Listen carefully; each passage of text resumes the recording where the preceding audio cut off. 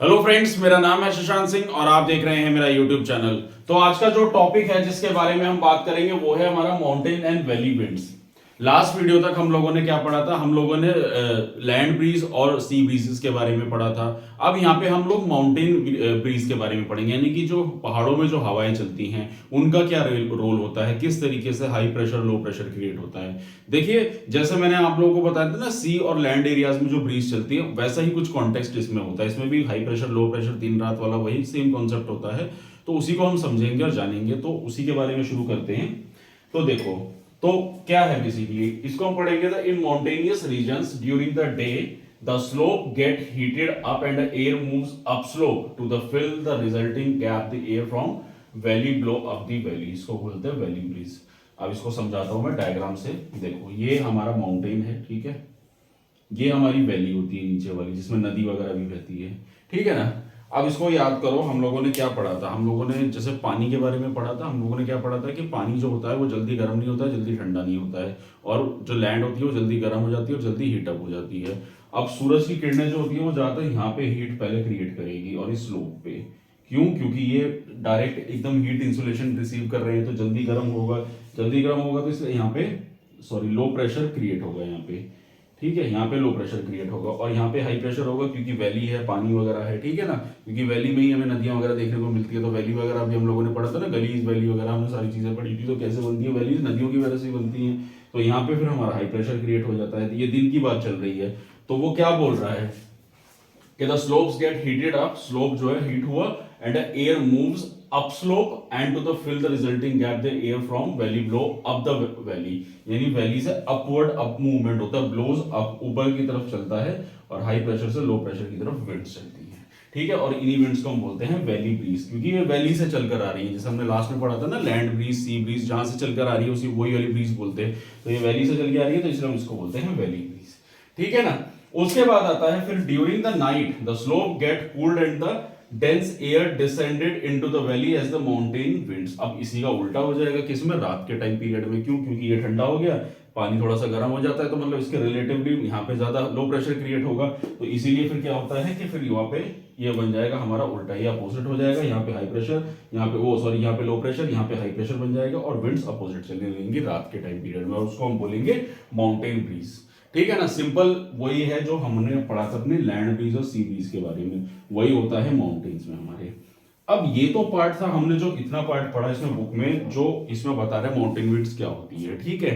अब यहाँ पे कुछ कंटेक्स्ट में हम इसके कुछ फैक्चुअल डिटेल्स के बारे में पढ़ेंगे, जो एग्जाम पॉइंट ऑफ व्यू से भी इंपॉर्टेंट होगा, जो क्वेश्चन पूछे जाते हैं ना एग्जाम में। एनसीईआरटी का ही पार्ट है ये, तो इसको मैंने पहले आधे आधे पार्ट में पढ़ाया कि पहले ये समझ लेते हैं। अब इसमें आप लोग कुछ देखो जैसे कैटाबैटिक विंड्स, लीवर्ड साइड, ये क्या होती है, अब इसको हम थोड़ा सा समझ लेते हैं, ठीक है।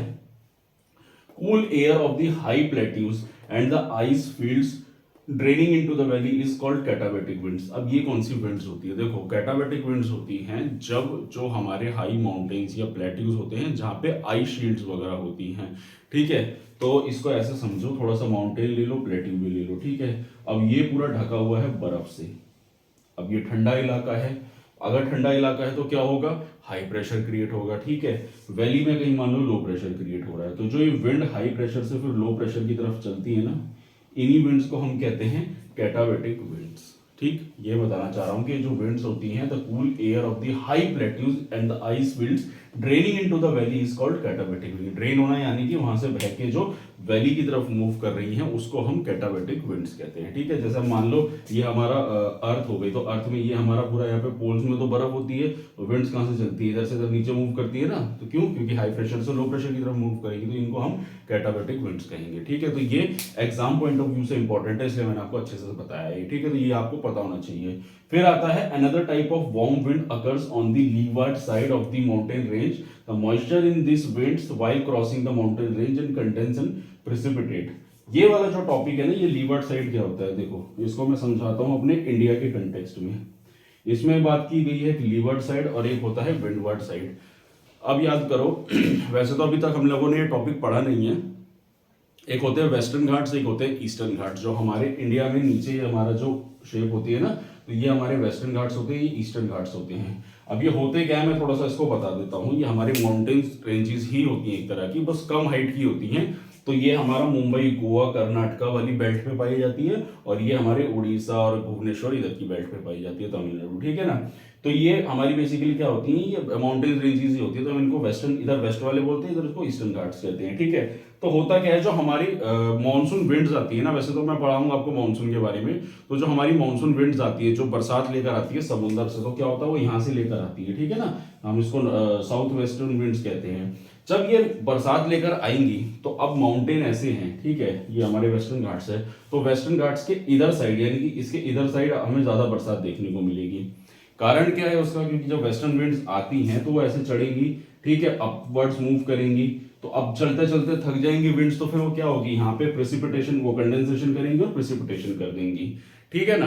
क्योंकि माउंटेन्स पे चढ़ेंगी, क्लाइंब होंगी, और फिर उसके बाद वो प्रेसिपिटेशन कर देंगी, बरसात कर देंगी। अब बारिश तो हो गई, लेकिन क्या विंड्स रुकेंगी, क्योंकि विंड्स तो ऐसी चीज है ना जो चलती रहेगी, वो खत्म थोड़ी ना होनी है। तो यहाँ पे जब वो पानी छोड़ देंगे तो विंड्स आगे की तरफ मूव करेंगी।